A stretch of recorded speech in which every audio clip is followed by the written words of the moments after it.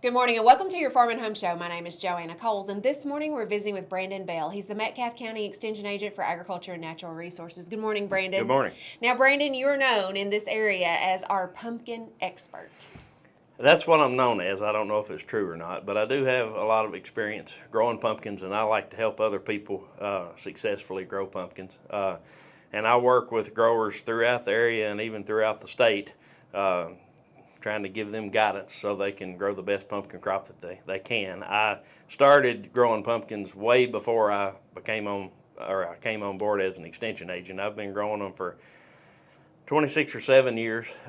Makes me feel old when I think about that. But I started growing pumpkins when I was in high school, and I never have stopped. So I try to take my experience as a grower and my experience as an agent and put those two things together and do what I can to help folks. Well, I know you've helped a lot of people across the state and even outside the state. They come to you for information, but a lot of our viewers at home, when they think of pumpkins, they might not think of this particular pumpkin. We typically think of a jack-o'-lantern or maybe a stackable or something like that. The stackables are getting pretty popular, but usually this time of year I come on the Farm and Home Show and I talk about pumpkins, and usually I have a jack-o'-lantern or something ornamental or decorative here. Sometimes I even carve one. But today we're going to switch gears a little bit, and we're going to talk about processing pumpkins. This is an autumn buckskin pumpkin, which is a hybrid of the Dickinson field pumpkin.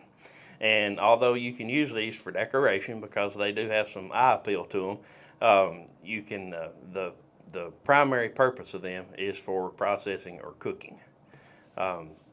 And this is different. This is different than our jack-o'-lantern. So all pumpkins are not created equal as far as eating experience. Right. This is a thick-walled pumpkin. It has a small seed cavity. You know how a jack-o'-lantern has a thin wall and a large seed cavity.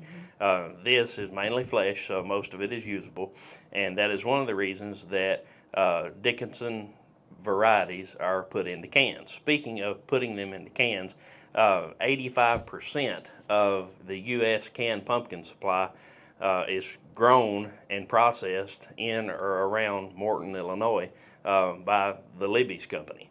85% of the U.S. pumpkin production. So let's think about this. If they have a weather event or if they have a bad growing season and they have crop failure, you know, with them having such a market share, if they had complete crop failure, which is not likely, but if they did, we would have a 15% pumpkin supply. And you know, Brandon, we've had some years where pumpkin was hard to find, not all year round. We have. Their goal is, at Libby's and other canneries, is to have enough pumpkin to last from this harvest season until they begin to harvest and process next season. Now, sometimes that's not possible. I have seen times where they had enough to make it through the holidays, and then that was it. And I've often heard that if there was a national pumpkin shortage, we could get by or get through Thanksgiving by eating sweet potato pie. I don't know if we've ever had to do that or not. But this pumpkin here and the Dickinson varieties and hybrids are very good for eating. They are very dense as far as the meat that you will find inside the pumpkins. They're sweet. They're not stringy and porous like a jack-o'-lantern. We can eat a jack-o'-lantern. Most of us have probably tried to make a pumpkin pie out of jack-o'-lantern. It's okay.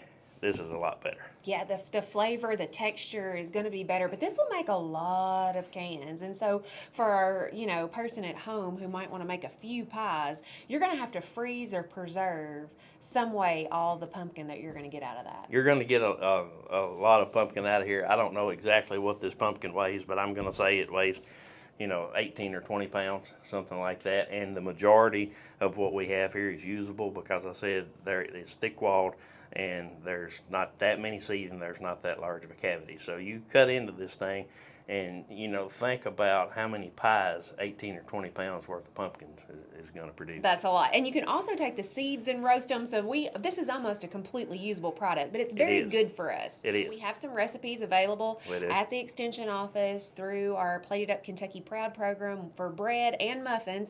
So it's not only pie. Right. We can make other things. So if you have questions about how to make your own pumpkin puree or you want those recipes, make sure to contact your local Extension office. Thanks for watching and have a great day.